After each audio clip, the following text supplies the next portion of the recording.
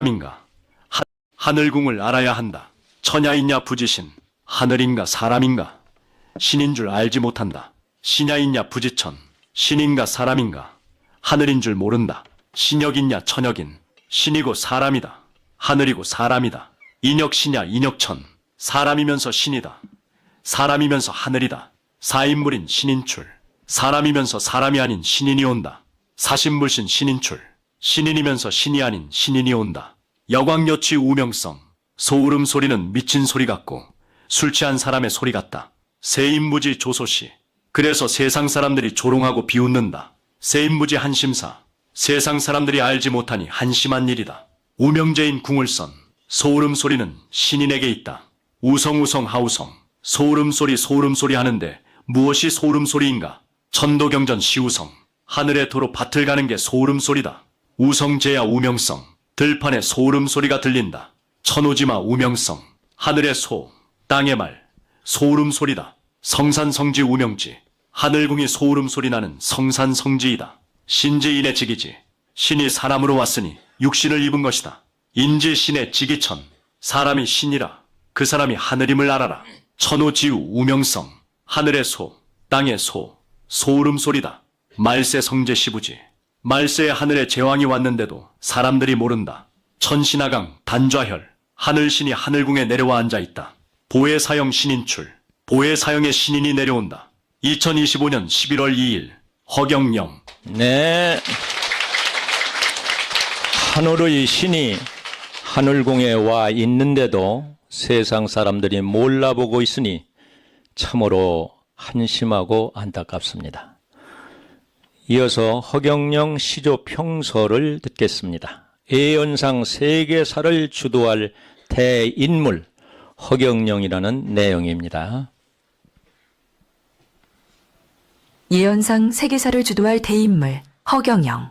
나는 이제까지 자칭 바르게 말해 이 시대의 미륵불, 재림예수, 상제 하느님, 구세주라는 분들의 행적을 보아왔다. 그들의 교리와 이적들을 접하거나 들은 바도 있다. 나름대로 확인을 했지만 누구도 전이라다고 확신할 수 없었다. 내 타고난 직감을 무시할 수 없었다. 그렇다고 그들의 여러 종교상 신앙 행위를 비난할 의도는 없다. 순전히 내 경험과 느낌을 피력할 뿐 남에게 내 견해가 맞다고 강요할 생각은 없다. 그러면 왜 허경영 총재가 그동안 내가 희구했던 인물인지 설파한다. 그는 앞으로 아시아는 물론 전 세계를 통일하여 이를 주도할 지도자로 우뚝 설 것이다. 내 부족한 인생 역량이지만 왜 그런지 지금부터 느낀 점을 간략하게나마 언급해본다. 첫째, 작금 우리나라에 두드러진 관상가, 역술가, 예언가들이나 도인들이 허경영을 인류 구원의 세계적 지도자로 지목해왔다. 1972년경 당시 우리나라 장명 관상의 대가였던 역술가 백운학은 20대 초반의 젊은 허경영을 보고 천성이 정직하고 공사가 분명하며 아량과 겸손과 책임감, 희생심과 성경지명을 두루 갖추었고 천귀, 천덕, 천복, 천권, 천재, 천문, 천기, 천관의 팔복을 완벽하게 갖춘 군왕지상의 상을 가졌다. 천하를 호령하는 대권 지도자로 대성할 것이며 대정치가, 철학가, 문장가, 웅변가, 혁명가요 천리를 깨달은 대도인이요. 옛것을 지키고 불쌍한 사람을 돌보니 자비의 화신이요. 하늘을 나는 봉황이요. 사람의 존경을 받는 성인이요. 하늘의 축복을 받는 신통인임을 백운학은 확실히 증명한다는 관상평을 쓴 바 있다. 전 한국영리학회 이사장이었던 역술가 청풍 김은씨는 1978년 봄 허경영이 20대 중후반쯤일 때 처음 그 눈동자를 보고 안광의 전기에 눌려 바로 쳐다볼 수 없었다고 한다. 대화를 한 이후부터 마음과 행동이 정결해지고 그의 심장 고동소리가 들리는 듯이 이상한 카리스마의 기운이 느껴져 왔으며 얼굴을 보면 블랙홀에 빠져들어가는 것 같았다. 정기, 온기, 화기, 활기, 윤기를 다 갖춘 사람이다. 이런 얼굴은 처음이다. 하늘이 일찍부터 고생을 연마시켜 세상 사람들의 아픔을 깨닫게 하고 정신사적, 물질사적 위기가 올 21세기 인류를 구하기 위하여 내려보낸 분이 확실하다. 천이지혜, 곤이지혜, 학이지혜가 완벽하게 어우러진 대정치가요.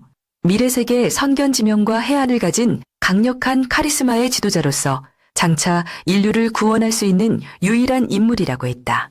아직도 편견을 갖고 허경영 총재의 일면만을 단점으로 부각시키는 부류가 있다. 또한 잘못 방영된 과거의 보도 중 일부를 악의적으로 짜깁기하여 방영하면서 희화화하거나 바보처럼 까뭉개는 방송사가 있다.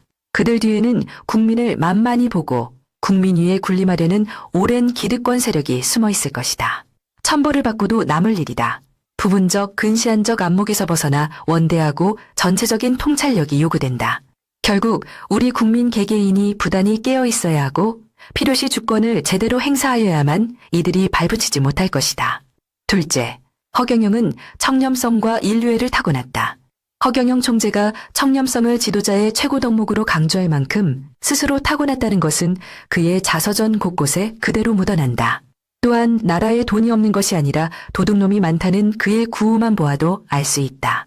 허경영 총재가 세계 연방 지도자를 꿈꾸며 만반의 준비를 해온 이유는 무엇일까? 그것은 정녕 한민족은 물론 장차 지구촌 인류를 구휼하기 위해서일 것이다. 이는 크나큰 공의와 박의 정신의 소유자라야 가능할 일이다. 넘치는 인류에는 천부적으로 타고난 마음 씀씀이어야지 보통 사람으로서는 엄두도 낼 수 없다.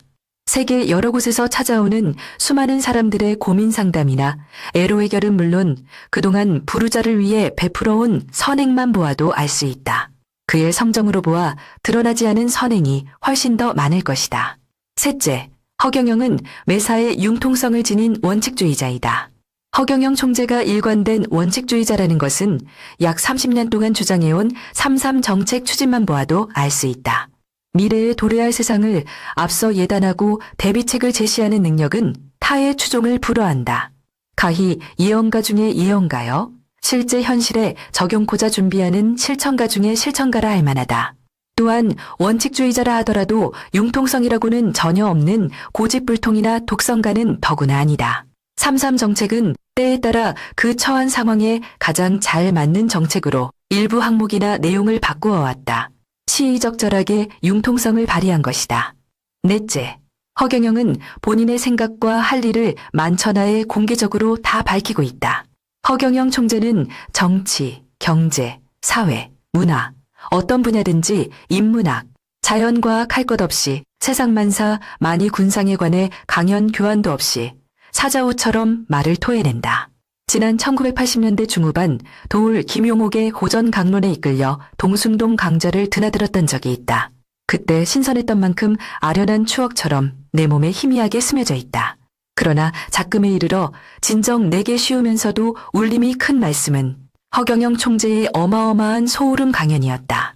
내가 궁금해하던 그간의 세상 인생사, 우주관이 조금씩 열리는 듯한 놀라운 충격이었다. 소울음 강연이라는 것은 마치 음매하며 송아지를 부르는 어미소의 자애로운 호소력과 같은 위력을 발휘하기 때문에 붙여본 강연 명칭이다. 다섯째, 허경영은 초종교적 언행으로 매사에 임한다.